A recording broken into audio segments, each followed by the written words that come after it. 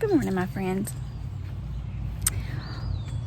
We have been very busy this morning and I didn't vlog 1 second of it, but I have started creating a schedule for myself because if I don't, it is just the most sporadic ADHD kind of day. And yesterday I started following that schedule. It was just the most glorious day of getting things done. Day 2 of schedule following, and there was a wrench, of course. I am enrolled in 2 different universities to further my education. One for my EDS degree, which I think I've talked to you about, and the other is a program that my school has offered through another university here in Tennessee, and it's basically to bone up on distance learning in the event that we are only teaching from home come August, which I don't think it's going to happen, but we like to be prepared around here. So I had divided my schedule up into increments of which university will I be working on, or which course will I be working on during what time.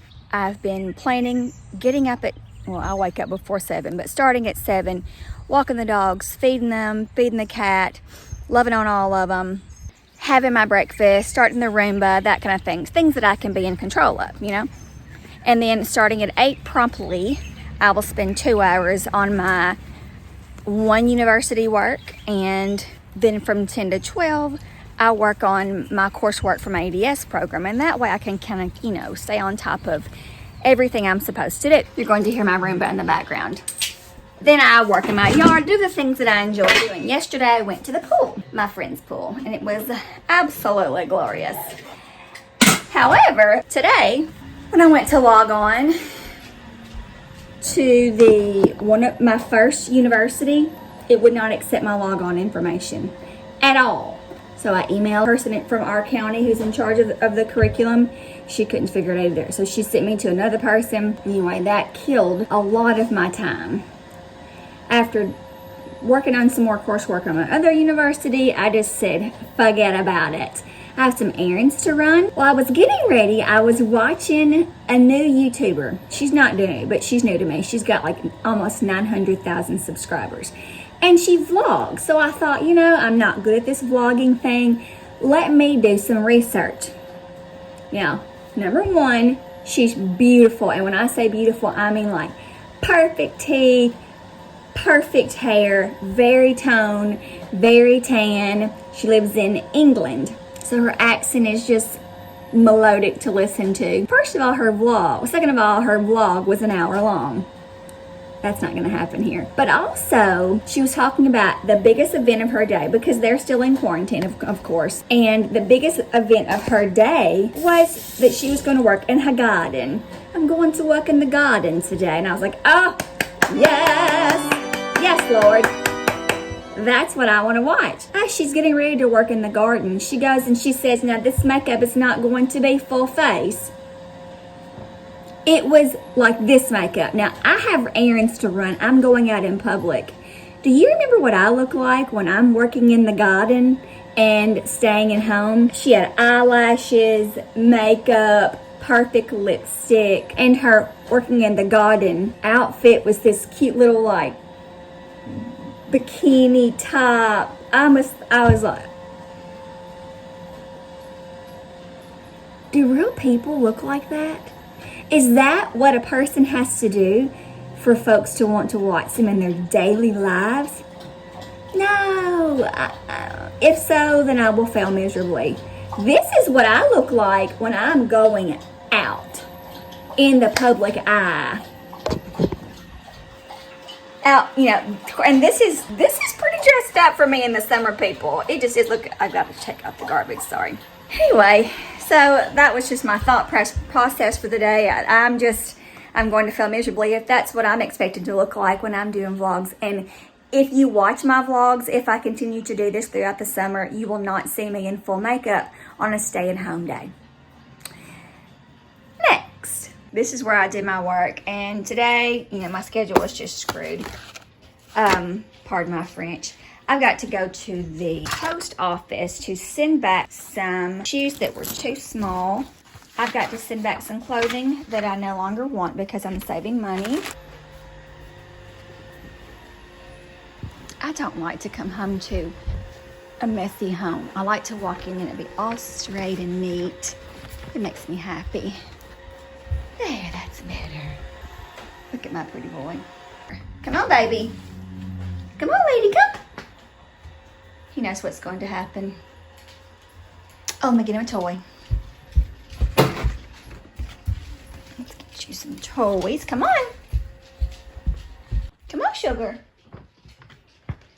He doesn't really poop in the floor anymore, but I like to lay these pads out just in case he gets anxious and gets the notion. Oh, speaking of anxious, I haven't given him his anxiety medication. Come on, Sugar. I'm sorry. False alarm. Y'all might snarl your nose at giving dogs anxiety meds, but this poor baby needs it. Hey, sweetie.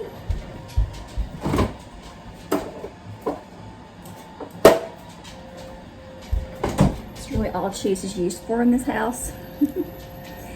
So, oh look, he's sitting, he's ready.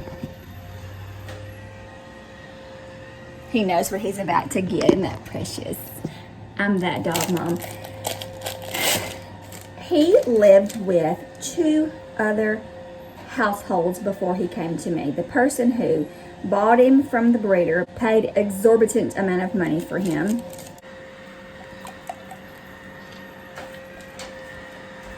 Good boy, good boy. And then they decided when he was about 1.5 years that they didn't want to keep him because the mother was pregnant. They had a 6-year-old who he had been raised with, and the dad was going to work out of town like 3 days a week. They also had a Rottweiler, and they decided that she could not handle 2 big dogs plus a 6-year-old plus a baby, a newborn.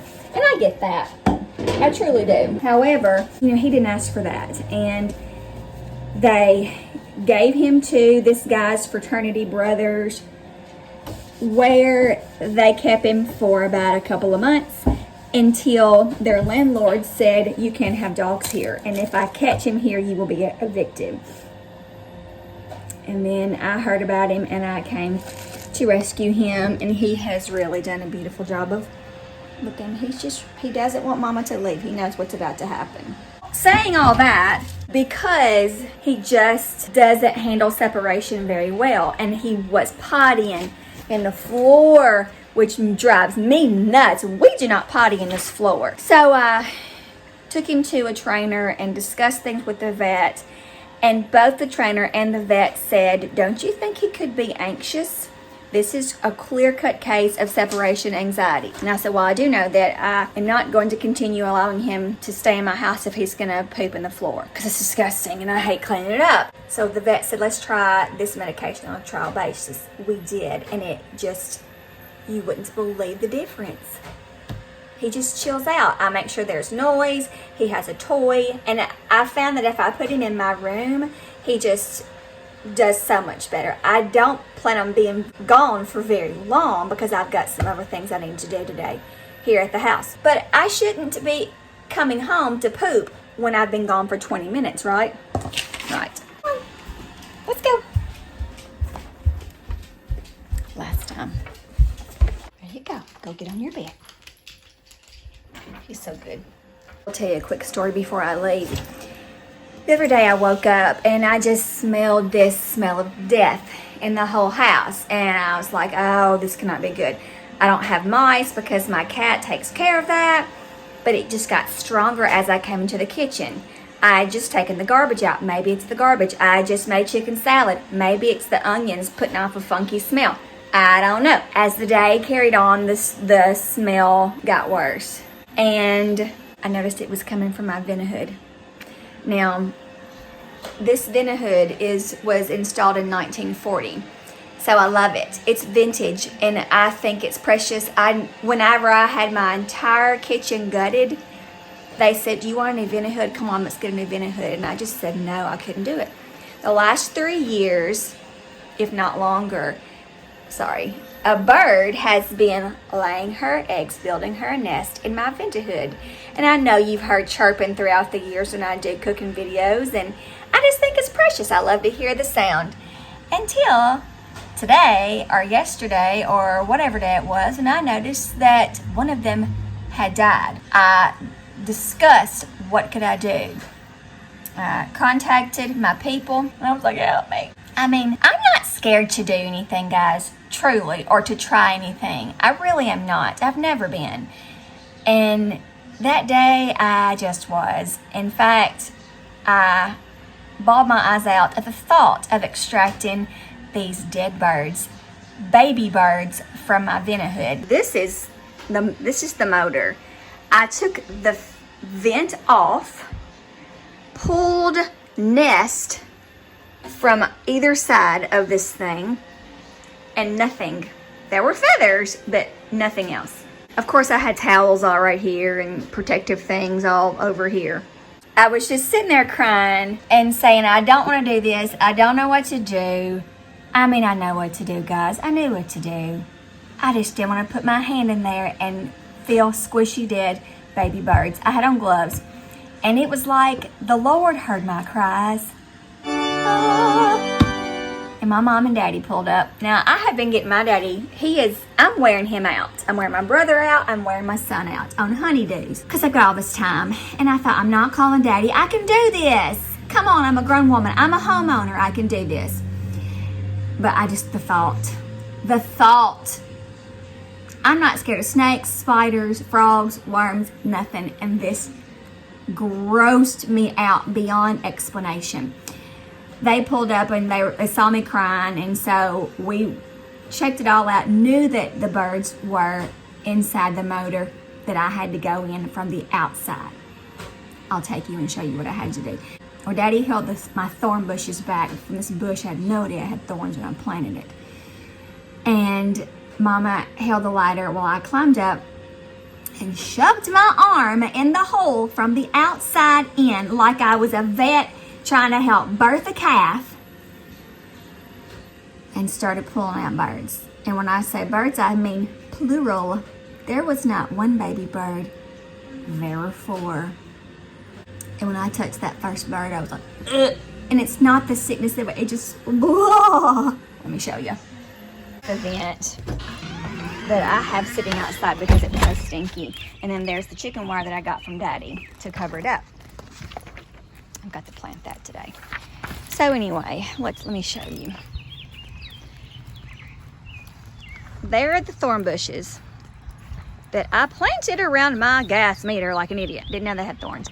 This little hole right there is where they go in and they build their nests. So Daddy had to hold these back. We went around here and I climbed up and pulled out 4 dead birds.